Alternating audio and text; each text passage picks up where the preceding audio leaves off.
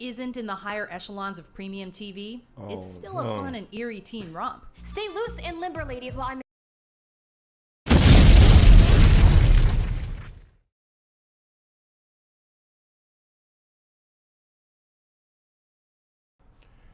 Hey, what is going on, guys? My name is RealGee. Welcome back to my channel. Today, I'm going to be reacting to WatchMojo.com's top 10 shows to binge watch the holiday season. Let's check this out.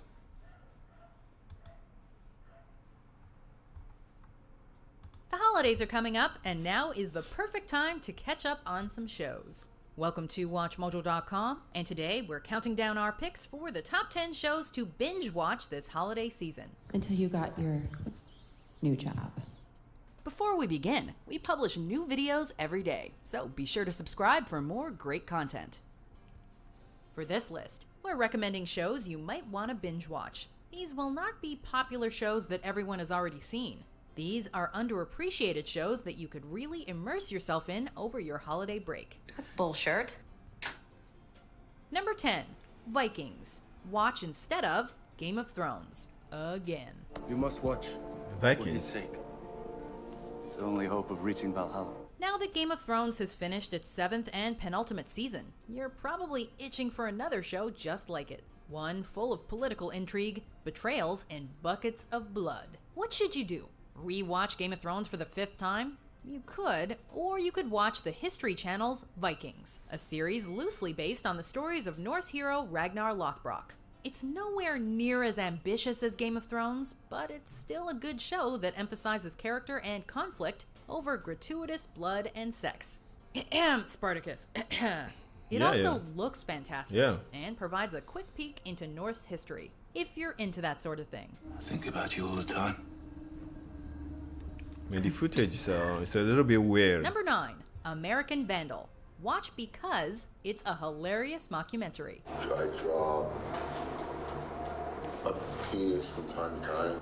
Time to time. On a whiteboard? Once a week. Netflix has been pumping out a lot of shows. Yeah. So it's only natural that a few of them fall by the wayside. Shit does go down at Camp Minnewaca. This was the unfortunate fate of American Vandal, a very funny mockumentary about a mischievous student alleged to have spray painted the cars of the school's faculty with anatomical imagery. The show apes the style of Making a Murderer and other similar true crime documentaries, but it plays with the conventions and tropes of the genre in entertaining ways. Even if that doesn't sound all that appealing to you, catch it for Jimmy Tatro's hilarious and poignant performance as Dylan Maxwell. You'll thank us later. What up?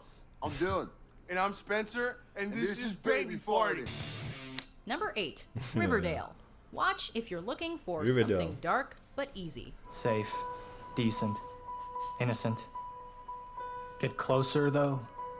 Twilight Drive? Seeing the shadows underneath. Who knew that blending Archie comics with a murder mystery would work so well? While the show is gathering popularity on Netflix, it's still in its relatively early days. So the holidays are the perfect time to catch up with everyone else and get in the know. Can we talk, Miss Grundy? About what?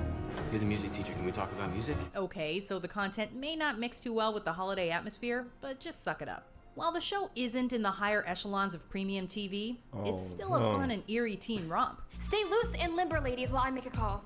Complete with some gorgeous visuals and surprisingly good acting. The mystery aspect of the show also makes it extremely easy to binge watch, so your holidays should be set. By morning, everyone would be talking, texting, and posting about it. We'd all be feeling it. Number 7, Master of None. Master of None. Watch because it's relatable for millennials. There's Uber X that's like 3 minutes away. There's an Uber Black that's like 15 minutes away. Should I just Uber X? While Master of None has received a lot of attention and awards in critical circles, it's failed to make the massive pop culture splash it really deserves. That's crazy. The show was created by and stars Aziz Ansari, and details the trials and tribulations of a 30-something dude in New York. It sounds cliche, and it is in a way, but the writing, directing, performances, and surprisingly heavy themes elevated above shows of a similar nature. While the phrase "speaks to a generation" is overblown, you'd be hard-pressed to find a show that does it better than Master of None. Could you please fix up this iPad for me? Can I just do it later? I'm gonna see this X-Men movie. I don't want to miss the trailers. Number 6, Unreal. Watch if you're looking for the anti-reality show. Unreal. I want you to act a little bit more charming on the next take, so we're gonna roll again. Charming? Yeah. Right. Okay. There's certainly a lot of degrading reality television out there today. And yet there's those a lot are of the them. shows that draw millions upon millions of viewers. Shows like Unreal, on the other hand, quietly slip under the radar. And there's a lot of movies, coming out, the producers, that there's a lot of competitions out there, a lot of competitions, It's a dang shame. Do you feel good? Unreal is very much a scathing indictment of the reality industry. Now there's a modern concept. It levels biting attacks on the genre's lack of dignity and uses its main character, a fictional dating show producer, to give viewers insight into how the reality sausage is made. With only 20 episodes aired as of the end of 2017, it means it'll make for a quick, if depressing, binge, if you get to them before its next season airs in 2018. I am completely Number 5, Big Little Lies. Watch because it's an Emmy-winning miniseries. If you ever touch my little girl like that again, you're gonna be in big trouble. Hey. As short as Unreal is, Big Little Lies is even shorter. There are only 7 original episodes, so you can cover this in a day should you be up for the challenge. Note, however, that talk of a second season began in mid to late 2017.